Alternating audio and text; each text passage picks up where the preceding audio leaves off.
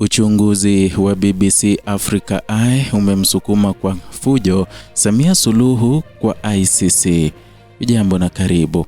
Ripoti ya uchunguzi wa kina ya BBC Eye imepasua pazia ambalo kwa miaka limefunikwa kwa hofu, ukimya kwa kauli za kiusalama na kuweka Tanzania katika mwanga mkali wa kimataifa kuhusu madai mazito ya utekaji nyara, mateso ya ukiukwaji wa haki za binadamu.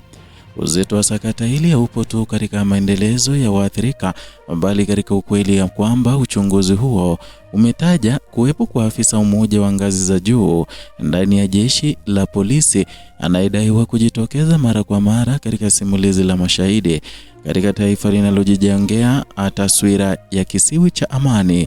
Kutajwa kwa jina la mamlaka ya juu ya usalama ndani ya muktadha wa utekaji ni pigo linalotikisa misingi ya amani ya umma.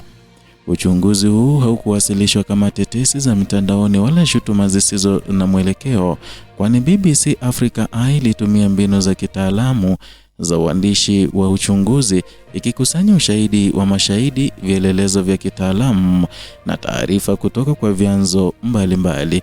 Waathirika waliotoa simulizi zao walieleza mifumo iliyofanana, kufuatiliwa kwa mada, kutekwa kwa watu waliodaiwa kuwa na mafunzo ya kiusalama na kuteswa kwa mbinu zinazofanana na zile ambazo zinatumiwa na vyombo vya dola.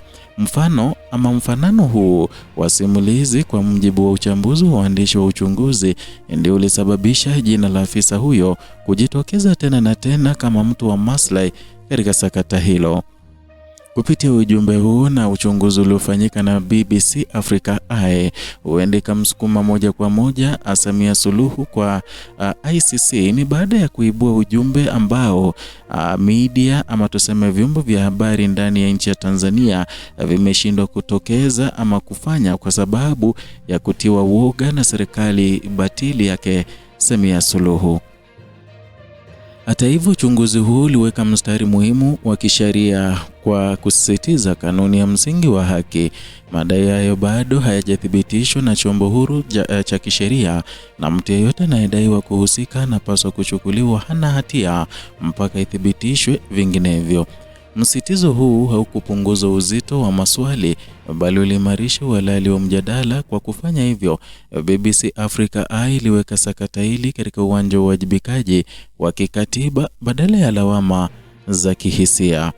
Majibu ya jeshi la polisi Tanzania yamekuwa ya msimamo mmoja kwa nyakati tofauti, yakikanusha tuhuma za kuhusika katika vitendo vya utekaji na kusisitiza kuwa linafanya kazi kwa kuzingatia sheria, taratibu na maadili ya kazi.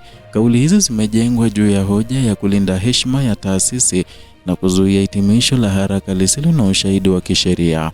Lakini katika mazingira ya sasa, kanusho pekee halitoshi kufunga mjadala. Uzito wa ripoti ya kimataifa, hasa inayotoka kwa chombo chenye hadhi kama vile BBC Africa Eye, unadai majibu yenye kina zaidi kuliko kauli za kawaida za ulinzi wa taasisi.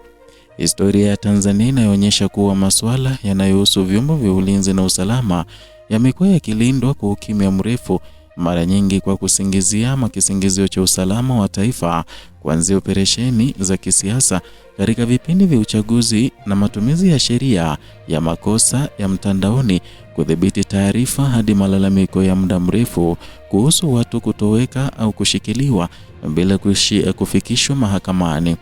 Kumekuwepo pia na mkondo unaorudiwa wa kipaumbele cha utulivu wa juu dhidi ya uwazi, na ripoti ya BBC Africa Eye imechoma mkondo huo moja kwa moja, ikimwanika Samia Suluhu na uongozi wake batili nje ya nchi ya Afrika ama nje ya nchi za kimataifa. Sakata hili limeibua wito mpana kutoka kwa mashirika ya haki za binadamu, wanaharakati na baadhi ya vyombo vya kisiasa, wakitaka uchunguzi huru na wazi na wa kina. Wito huu haukulenga kuhalalisha jeshi la polisi, bali kulinda heshima yake kwa njia ya uwajibikaji.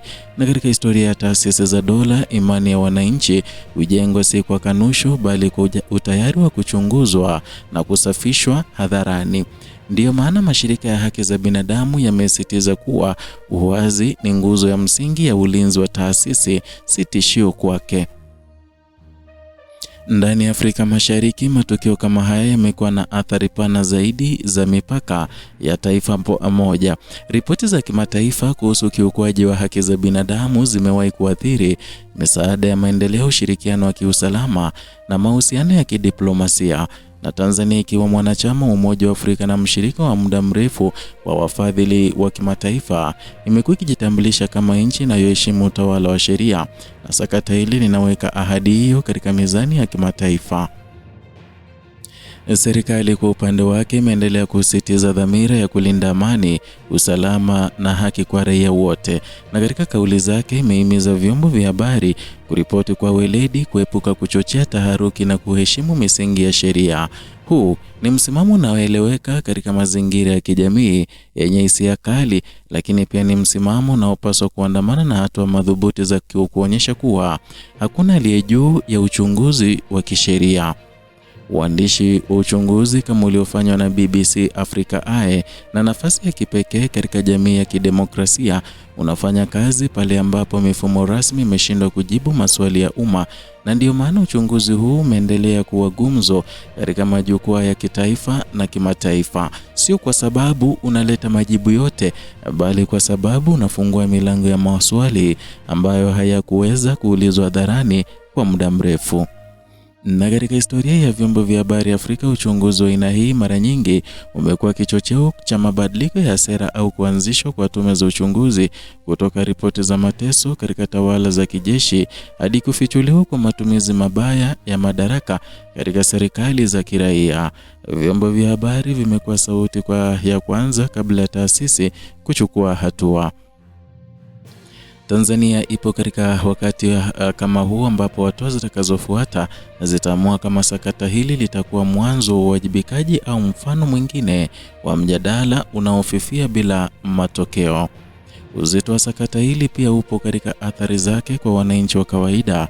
Waathirika walitoa ushahidi, hawakuzungumza kwa ajili ya umaarufu wala ajenda za kisiasa. Walizungumza kwa sababu walitaka mateso yao yasibaki katika giza. Wao mjadala huu si wa kimataifa wala kisera, bali ni wa kibinadamu. Kila siku inayopita bila majibu inaongeza jeraha jipya kwa imani yao katika dola inayopaswa kuwalinda. Na Tanzania imewahi kujifunza kwa njia ngumu kuwa ukimya hauondoi ukweli, na matokeo ya nyuma ya pazia yanapofichuliwa baadaye huja na gharama kubwa zaidi kwa taasisi na taifa. Ndiyo maana wito wa uchunguzi huru ni si shambulio, bali ni fursa ya kujirekebisha kabla taswira haijaharibika zaidi. Katika dunia ya sasa yenye mtiririko wa habari wa kasi, hakuna taifa linaloweza kudhibiti simulizi kwa muda mrefu bila uwazi. Hatua zitakazofuata hasa ndizo zitakazoamua mwelekeo wa sakata hili na majibu rasmi ya mamlaka husika. Uwezekano wa uchunguzi wa ndani au huru na mamlaka ya matokeo ama na namna matokeo yatakavyowasilishwa kwa umma vitakuwa vipimo vya dhamira ya kweli ya uwajibikaji. Kukwepa maswali kutaleta shaka zaidi, wakati kukabiliana nayo kwa uwazi kunaweza kurejesha imani iliyotikiswa. Mustakabali wa Tanzania katika sakata hili haupo tu katika ulinzi wa taswira ya sasa, bali katika ujenzi wa kesho yenye imani ya wananchi kwa vyombo vya dola. Na taifa linalochagua ukimya mbele ya madai mazito linajiandaa kwa mgogoro baadaye, kwa sababu hofu na kutoaminiana hujenga misingi ya machafuko ya polepole. Kinyume chake, taifa linalochagua uwazi linajenga hata kama ukweli wake ni mchungu. Mwisho wa yote, ripoti ya BBC Africa Eye si hukumu bali ni kioo, na huenda kikasukuma Samia Suluhu kwenye mahakama ya juu zaidi ambayo ni ICC. Na vilevile ripoti hii inaonyesha sura ambayo Tanzania inapaswa kuikabili kwa ujasiri. Hatima ya sakata hili itaamua kama Tanzania itaendelea kujitambulisha kama nchi inayoheshimu haki na utawala huu wa sheria, au kama itaruhusu historia iandike simulizi ya taifa lililochagua kunyamaza wakati ukweli ulipobisha hodi. Ni hayo tuliokuandalia kwa sasa kutoka hapa Kenyanscope, channel yako pendwa inayokuletea taarifa hizi pamoja na zingine kwa kina bila